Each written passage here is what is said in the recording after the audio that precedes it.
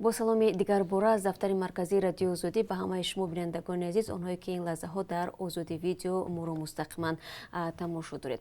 خب شالا گلخوجی هستم و در چند دقیقه دیگر برای شما سرخطی موضوعهای امروز رو معرفی میکنم و یادتون نرود که همه شما از آن رو بعد از رساسی ساعت دیگر بازم در پخش مستقیم و در برنامه خبری با گزارش‌های روز از تاجیکستان و جهان منتظر خواهیم بود.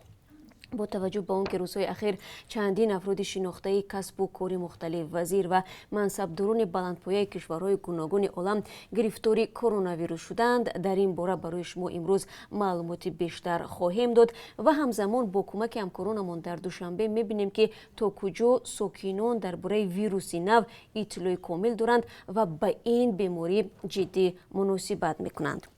رستم امامعلی شهردار دوشنبه با عضویت مجلس ملی پالاتای بالایی پارلمان تاجیکستان پیشبری شده است. نامزدی او یک دیلانه امروز در اجلاس وکیلان شهری دستگیری یافته است. رستم امامعلی از سال 2017 به جای محمد سعید عبیداللهیف به کرسی شهرداری نشست. محمد سعید عبیداللهیف این منصب را از دست داده باشد هم، ولی طول 3 سال اخیر رئیس مجلس ملی و بر پایه سرقانونی تاجیکستان شخص دوم در جمهوری به شمار می رود. اما امسال عبیداللهیف به مقام وکیلی پیشبری نشد و ظاهراً به کرسی مجلس ملی شخصی نو میآید. کارشناسان تخمین میکنند که این وظیفه را نیز امکان دارد رستم امامعلی صاحب شود.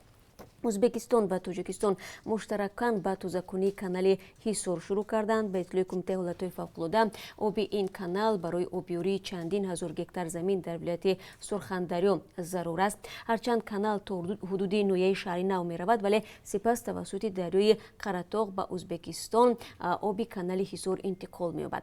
ازبکستان برای این کار تکنیکای ضروری و کارگرانش را به تاجیکستان فرستاده. از جانب تاجیکستان باشد چی کار می‌کند؟ در برنامه خبری بعد مدت چند خواهید فهمید. در برنامه امروز درباره زندگی یک خانواده در ولایت ختلان برای شما قصه میکنیم که 20 سال اخیر زندگیشان با فرزندان گاه در واگن و گاه در باشگاه‌های صحرایی و گاهی هم در انبارها گذشته است. این خانواده میگویند تلاش چندین ساله‌شان برای دریافت یک پارچه زمین به خاطر ساختمان منزل بی نتیجه بوده است. با ما بیایید بعد 3 ساعت دیگر میتوانید روزگار این عائله را تماشا کنید.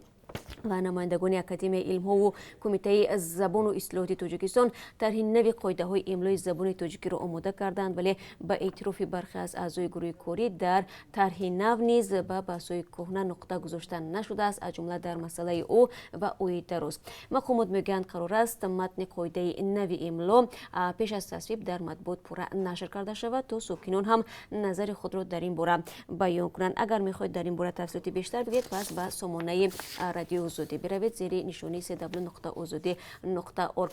با تفصیلات گزارش‌های دیگر باشد. من شما را در برنامه خبری ساعت 1 با وقت پراگ، ساعت 5 ساعت 3 با وقت مسکو و ساعت 5 با وقت دوشنبه منتظر خواهم بود. روزتان با قرار باشد.